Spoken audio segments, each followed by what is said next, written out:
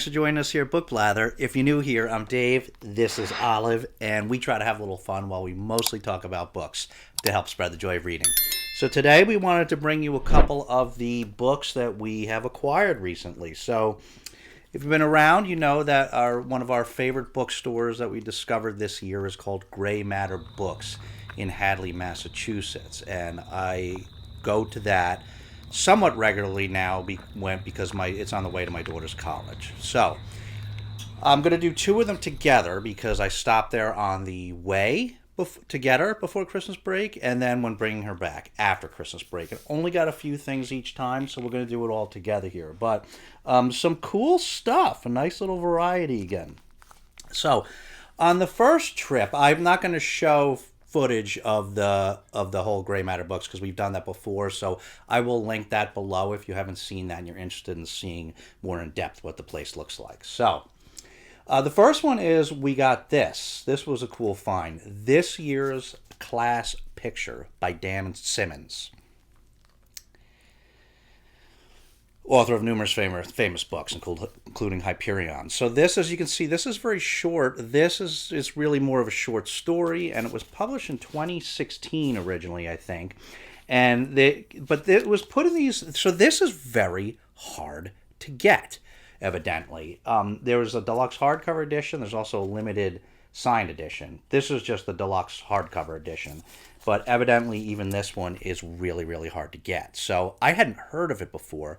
I saw it there, and I'm like, oh, this looks interesting. Dan Simmons, I never heard of this before. So I looked it up, which I don't usually do in the bookstore. But I looked it up while I was there, and I was like, wow, this was, it's a hard book to get. So I got it. I paid $8 for this, and it's just because how they price things, because it's like brand new. It's a hardcover, so that's about what they would charge for that there. I normally don't pay that in used bookstores, but that is actually an incredible steal for this thing. So I picked it up. It sounds awesome. The story is about a teacher that she's trying to, teach her young classroom, but they're all, the rub is that they're all little zombies.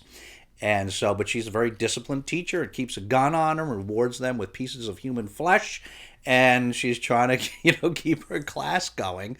The biggest trouble is like the zombies that are outside, and so it sounds really cool. So right up my alley, and apparently a very difficult thing to get. So we were very excited to get that, and we're more than happy to pay the $8 for it. Next one we found was this, also something we had never heard of. This is 40, the number 40, by Alan Heathcock. So I guess this guy won some awards for writing a collection called Vault, which I had never heard of. I had never heard of this author or this book. But this sounded pretty cool. This is an ARC copy, which, as you know, we love whenever we find ARC copies out in the wild. And so we get really excited if it's an ARC of something we're interested in. And it sounded like a story that's right up our alley. So this is a post-apocalyptic, like the country's in like complete devastation from, pandemic and I don't even know, war, I guess, and whatever else. So the civilization has like mostly collapsed, I guess, and there's a religious group that has risen up, a fundamentalist religious group that is attracting a lot of people. And so there's sort of this, apparently it's like about a civil war between, the religious group and the government, and the main character is like just trying to find her sister, but she wakes up in a crater one day with like wings sprouted on her back, and she doesn't know why. And there are a number of different possible reasons that it could be by. So it's got a lot of biblical undertones, and it sounded really, really good. The tagline is, told in sharp, haunting prose, as cinematic as it is precise, Alan Heathcock's 40 is a dizzyingly fantastic novel about the dangers of blind faith, the temptation of spectacle, and the love of family.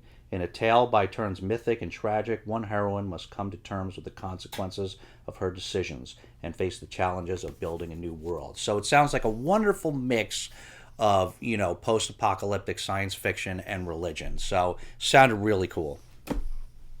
Definitely let us know if you read that one.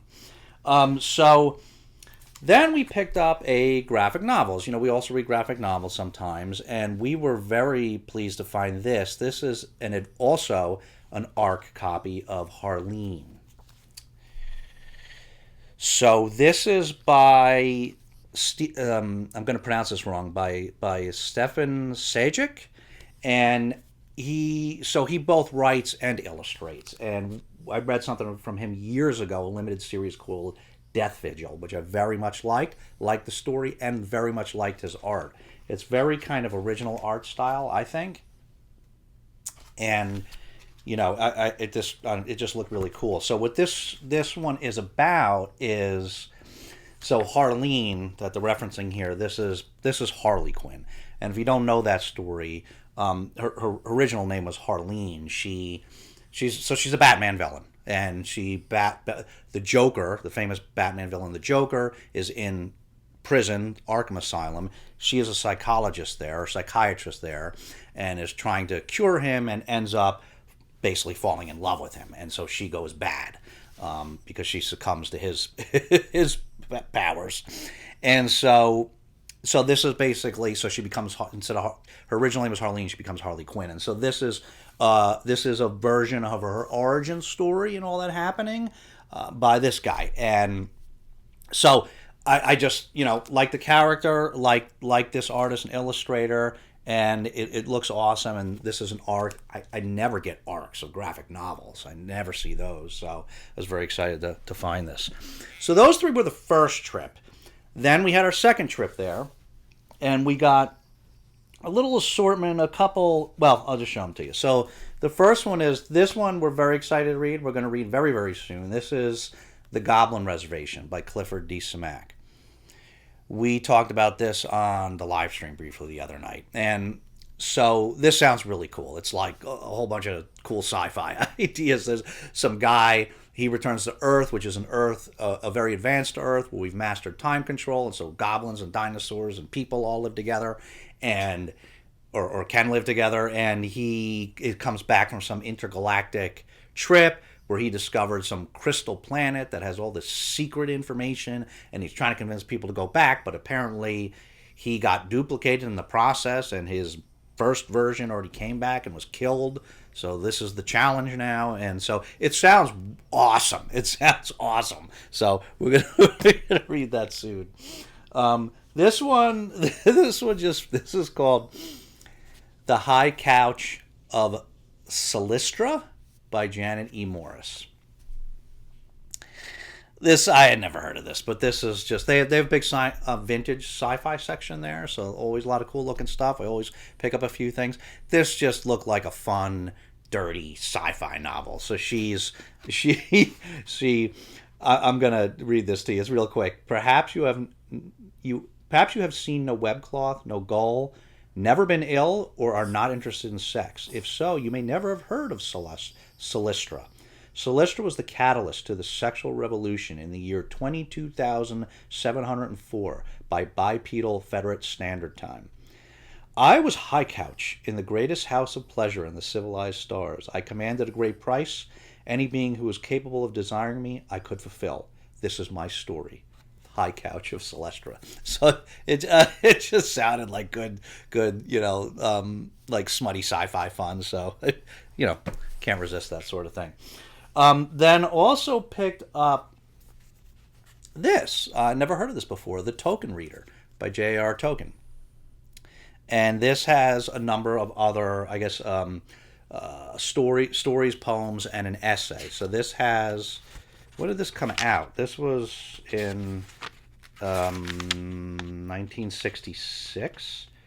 So these were published, these different things, in the 60s, throughout the 60s. It's Tolkien's Magic Ring, The Homecoming of Borthelm's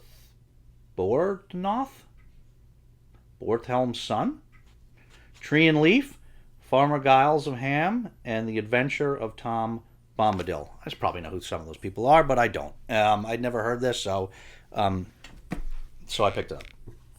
Okay, and the last thing we got there is this. This is The Alien by Raymond F. Jones. So I think this is the second one I've picked up like this. I just discovered these. So Galaxy Magazine, it's an old, now defunct science fiction magazine.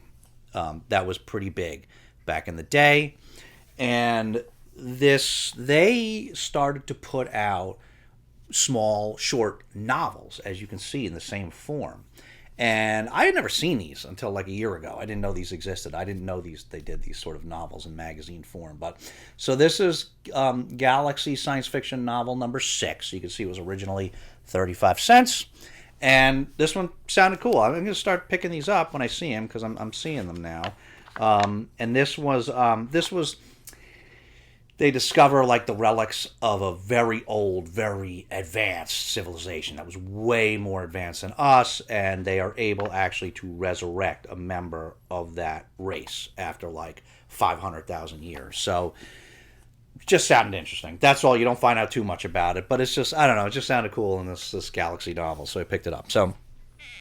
So that is it. That was it from those Gray Matter Books trips. So let us know, as always, if you read any of these, or if you're thinking about reading them, or they sound interesting to you. We would like to hear that. And I think, I probably mentioned this. I was thinking we might read this one, High Couch of Silistra, for Wasted Weekend, the Garb August weekend that's coming up. But I think we're not going to have time for that, because we are very much into a fantasy book that we're excited to tell you about in the next video, and we just finished a book, but we're also in the middle of a few other things, so I don't think we're going to start something else during Wasted Weekend after all. So we'll probably read that soon. But let us know if you are. We're always curious to hear what people are doing Wasted Weekend, and we might last minute participate. We'll see how it goes between now and then, but we're almost there, right, Olive? So if you don't have anything substantive to say, you can always leave Olive a puppy emoji, because she does always like to see those, right, Olive? And as always, thanks so much for watching. We'll see you again very soon, but in the meantime, take care of yourselves and each other, and we'll see you next time.